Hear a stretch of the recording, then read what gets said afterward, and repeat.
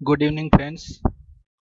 आज की तारीख है 4 सितंबर और आज मैं ये वीडियो इसलिए बना रहा हूँ कि जो आज का जो ट्रेड था सन फार्मा का, उसके रिलेटेड बोर्ड से मैसेज आए मेरे पे कि सर ये ट्रेड क्यों लिया गया आपने, किसके बेसिस पे ये स्टॉक सिलेक्ट किया।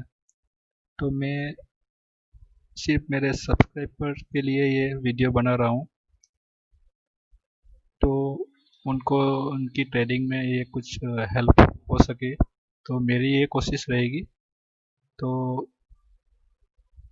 मैं आपको एक्सप्लेन करता हूँ कि ये जो आज का ट्रेड था वो क्यों लिया गया था। तो फर्स्ट ऑफ ऑल पहले हम इसका फंडामेंटल एनालिसिस देख लेते हैं दोस्तों। तो ये video only for education purpose के लिए है।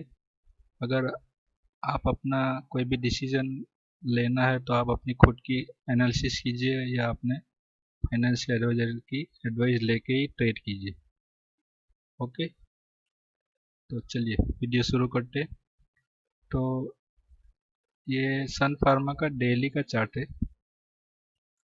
तो फ्रेंड्स आप देख सकते हो, यहाँ पे इसने हाई बनाया था, फिर ये हाई को ब्रेक नहीं कर पाया और ये कंटिन्यूस साइडवेज में ही रहा। फाइनली ये कैंडल ने ये पूरी रेंज को ब्रेकआउट करके ये ऊपर चला गया। उसके बाद ये यहाँ पे ही साइडवेज में ही ट्रेड कर रहा था। तो मैं कुछ आपको इसके हिस्टोरिकल डेटा से एक्सप्लेन करने की कोशिश करता हूँ कि यहाँ पे एक्चुअली क्या हुआ। तो हम एनएससी की वेबसाइट पे चलते हैं।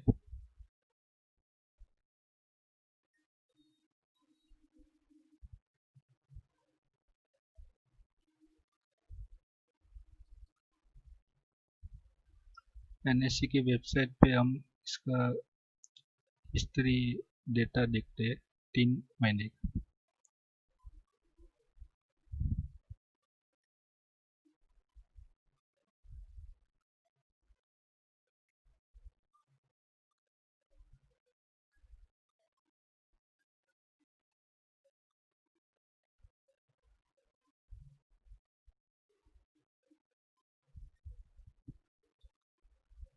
तो ये जो विंडोज है इसमें हम प्राइस, वॉल्यूम और डिलीवरी डेटा को देखते हैं। यहाँ पे सन फार्मा,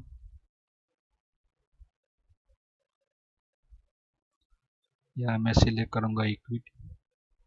यहाँ 1 जून से डेटा को देखते हैं, 1 जून से 4 सितंबर। तो ये सन फार्मा का, सॉरी, 1 जून से, तो ये सन फार्मा का 1 जून से ये डेटा है, 1 जून से आज की डेट तक। तो इसमें हमको ये देखना है फ्रेंड्स कि इन्वेस्टर कहाँ पे उनकी पोजीशन है और हम उसमें से कैसे बेनिफिट ले सकते हैं। तो आप ये 1 जून को देखिए, 1 जून का, हाँ, 30 जून।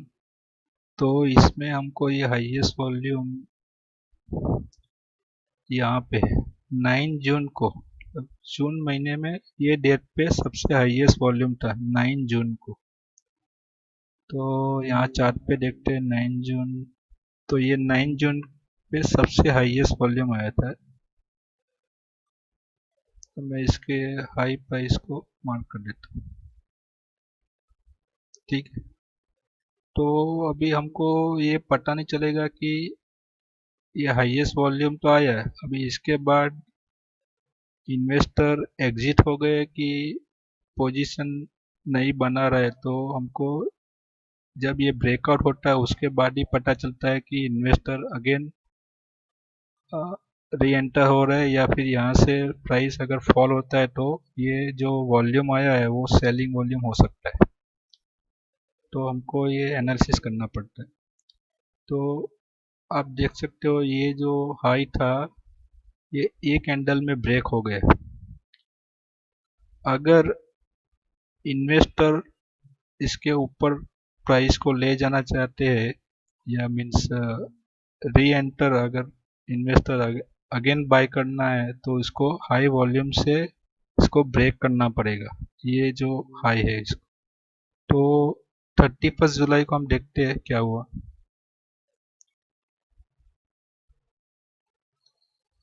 तो यहाँ पे जो हाईएस्ट वॉल्यूम था 258, 258 लाख। तो 31 जुलाई को सबसे हाईएस्ट वॉल्यूम आया है। आप देख सकते हो ये पूरा जो जुलाई का मंथ है ये 4 करोड़ मीन्स ये जो वॉल्यूम था उसको ब्रेकआउट कर दिया। 31 जुलाई को ब्रेकआउट करके प्राइस ऊपर चली गई। हमको चार्ट पे भी दिख रहा है प्राइस ऊपर ब्रेकआउट कर दिया ये हाई वॉल्यूम से। मीन्स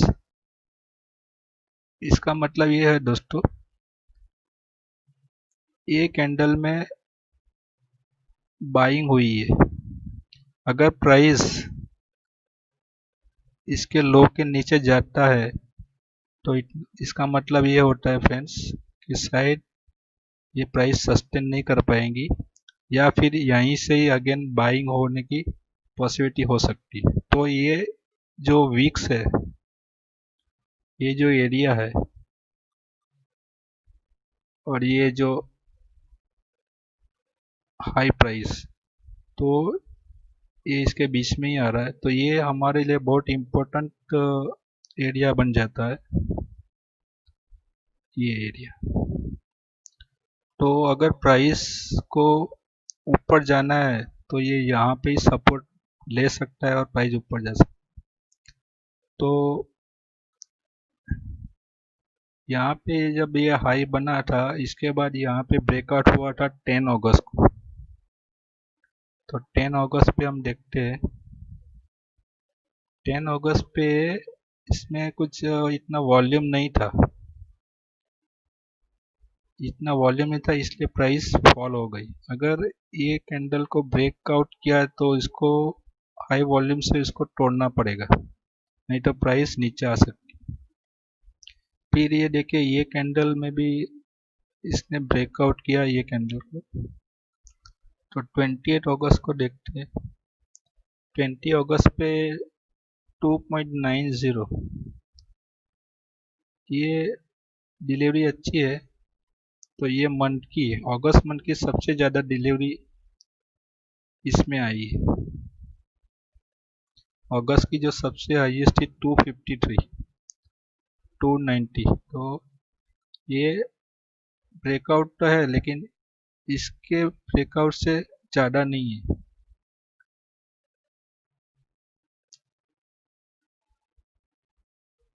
तो इस दिन तो मार्केट जो फॉल हुई थी तो प्राइस को इसके नीचे चला जाना चाहिए था, तो प्राइस ने ऐसा किया नहीं, ये यहाँ पे ही क्लोज हो गए।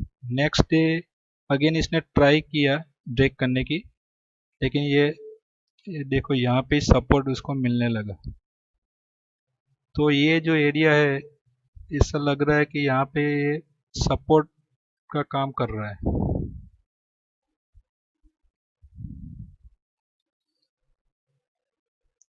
तो कल का आप देखिए, ये जो कल का मैं चार्ट बताता हूँ 5 मिनट।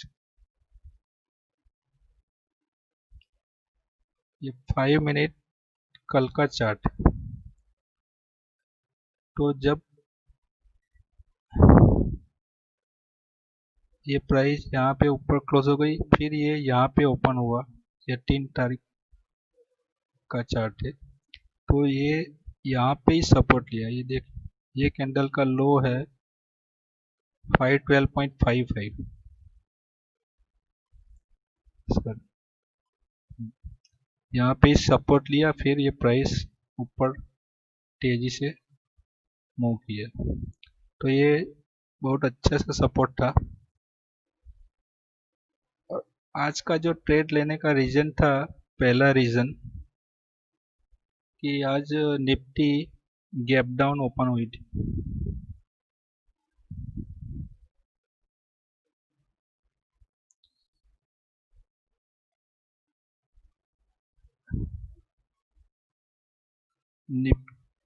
निफ्टी कल के लो के नीचे ओपन हो रही थी। ओके, फर्स्ट तो हमको ये देखना पड़ता है फ्रेंड्स कि अगर हमको किसी में बाई बनाना है तो वो सेक्टर में क्या हो रहा है, पहले तो हमको ये कंफर्म करना पड़ेगा, उसके बाद ही हम कोई स्टॉक्स में एंट्री बना सकते हैं। अगर हमको बाई में एंट्री बनानी है तो पहले हमको वो हाइपोथेसिस हमारा मैच होना चाहिए, अदरवाइज क्या होगा, स्टॉक्स फॉल हो जाएगा। कि सेक्टर ही मूव नहीं करेगा तो स्टॉक्स अपने आप ही फॉल हो जाएगा। तो आपको प्री ओपन मार्केट में ही पता चल जाता है फ्रेंड्स कि मार्केट कहाँ पे ओपन होने वाली है, इंडेक्स कहाँ पे ओपन होने वाले और स्टॉक्स कहाँ पे ओपन होने वाले। तो आप अपनी वॉच लिस्ट में तभी आपको पता चल जाएगा कि आज कौन से स्टॉक में मेरे को ट्रेड करना है। ओके फ्रेंड्स, तो आप देख सकते हो निफ्टी गैप डाउन ओपन हो रही थी। ऑटो सेक्टर भी गैप डाउन भी कल के लो के नीचे ओपन हो रहे थे। निफ्टी एनर्जी सेक्टर भी डे के लो के नीचे ओपन हो रहे थे। एफएमसीजी सेक्टर इसके लो के नीचे ही ओपन हो रहा था। मेटल सेक्टर भी इसके दो के लो के नीचे ही ओपन हो रहे थे। सिर्फ फाइनेंशियल सेक्टर भी इंट्राडे के लो के नीचे ओपन। सिर्फ फार्मा सेक्टर ऐसा सेक्टर था जो डे इंट्राडे के लो तोड़ नहीं पा रहा था, इसके ऊपर ओपन हो रहा था। ओके, तो इसी वजह से प्री ओपन मार्केट में इसने इंडिकेट कर दिया था कि हमको अगर बाई करना है तो अगर इसमें हायर हाई बनाना स्टार्ट कर देता है, जैसे कि ये पहली 5 मिनट का कैंडल, ये 9:20 की कैंडल इसके ऊपर क्लोज हो गई थी, तो इससे पता चल जाता है कि ये इसका मोमेंटम अपसाइड है। और दूसरा रीज़न कि ये इंट्राडे के लो के नीचे ओपन नहीं हो रहा था। अगर इसको गिरना होता तो ये डे के लो के नीचे ही ओपन होता। तो अगर ये ऐसा सभी सेक्टर जो निफ्टी के साथ अलाइन हो रहे थे, सिर्फ फार्मा सेक्टर निफ्टी के साथ अलाइन नहीं था, वो डे के लो को नहीं तोड़ रहा था और इसके ऊपर ओपन हो रहा था। तो पहली 5 मिनट में ही देखो इसने इंट्राडे के लो को तोड़ने की कोशिश की, लेकिन ये ऊपर ही क्लोज हो गया। तो इसी वजह से हम फार्मा सेक्टर में बुलिश हो गए। अभी ये तो हमको पता चल गया कि फार्मा सेक्टर में हमको बाई करना है। अभी कौन से स्टॉक में बाई करना है उसका भी हमको स्क्रीनिंग करना पड़ेगा। तो मैं फार्मा के स्टॉक बता देता हूँ।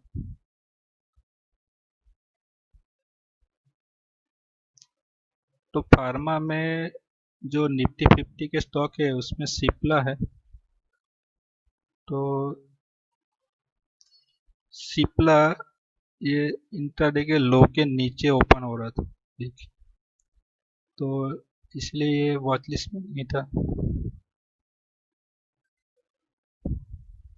बीवीज लैब वो भी इंट्राडे के लो के नीचे ओपन हो रहा था। डॉक्टर रेड्डी ये हमारे वॉच लिस्ट में था, ये इंट्राडे के लो के ऊपर ओपन हो रहा था। और एक सन फार्मा वो भी इंट्राडे के लो के ऊपर ओपन हो रहा था। तो ये दो ही स्टॉक ऐसे थे जिसमें हम अपनी बाई एंट्री बना सकते थे। तो डॉक्टर रेड्डी में तो हमको चांस ही नहीं मिला। ये यहाँ पे हमारी बाइंग थी 4360 पे, यहाँ पे ये आया ही नहीं। और सन फार्मा में कल इसने यहाँ पे सपोर्ट बनाया था, फिर ये ऊपर मूव किया था। तो ये एक सपोर्ट एरिया था हमारे लिए, लेकिन प्राइस यहाँ पे ये पहली 5 मिनट की कैंडल में यहाँ पे आई ही नहीं और ये ऊपर मूव कर दिया। तो दूसरा जो हम सपोर्ट ढूंढते हैं वो ऐसा है फ्रेंड्स कि कल ये यहाँ पे ओपन हुआ, फिर ये फॉल डाउन हुआ, यहाँ पे सपोर्ट बनाया था और इसने ये हाई को तोड़ दिया था। इसको तोड़ने के बाद ये जब रिट्रेस किया, फिर यहाँ से ये इसने मूव किया और ऊपर क्लोज हो गए। तो ये एक सपोर्ट भी बहुत इम्पोर्टेंट होता है। तो इसका जो लो है वो 517.30 है फ्रेंड्स।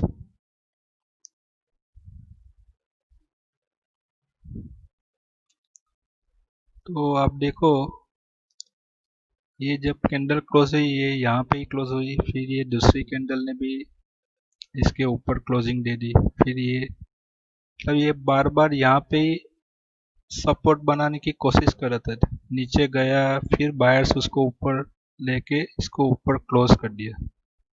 तो ये जो कैंडल जब बनी थी उसी टाइम हमने हमारी एंट्री बना दी। मैंने 3 मिनट के चार्ट में एंट्री बनाई थी।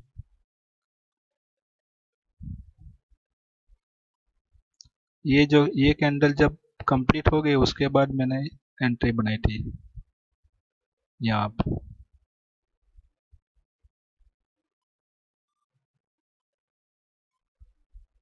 तो फ्रेंड्स आप देख सकते हो, फिर ये ऊपर गया, फिर ये यहाँ पे ही वापस भी आया था रीटेस्ट करने के लिए। यहाँ पे भी ये एंट्री थी, तो मैंने राउंड फिगर में एंट्री ली थी 517 पे। और लेकिन अगर आप सेम ये भी लाइन पे आप फॉलो करते तो वापस आपको यहाँ पे एंट्री मिल सकती थी। तो आप देख सकते हो यहाँ से वापस प्राइस मूव किया। अगर हम अच्छे से हमारा टारगेट प्राइस हमको नहीं पता होता तो ये देखो बाद में क्या हुआ, सेलिंग आ गई और ये लेवल को भी तोड़ दिया और ये प्राइस इसी जोन में, ये जो हमारा एरिया है सपोर्ट वाला, इसी जोन के अंदर क्लोज हो गई। तो जैसे ही हमको हमारी एंट्री पता होनी चाहिए और एग्जिट भी पता होना चाहिए। तो हमको एग्जिट करना है तो हमको राइट रेजिस्टेंस लेवल ढूंढना पड़ेगा कि प्राइस हमेशा रेजिस्टेंस लेवल से ही फॉलो होता है और सपोर्ट पे ही सपोर्ट बन के प्राइस ऊपर जाता है। तो हमको जब भी बाई करना है तो हमको सपोर्ट पे बाई करना चाहिए और जब भी सेल करना है तो रेजिस्टेंस लेवल पे ही सेल करना चाहिए। तो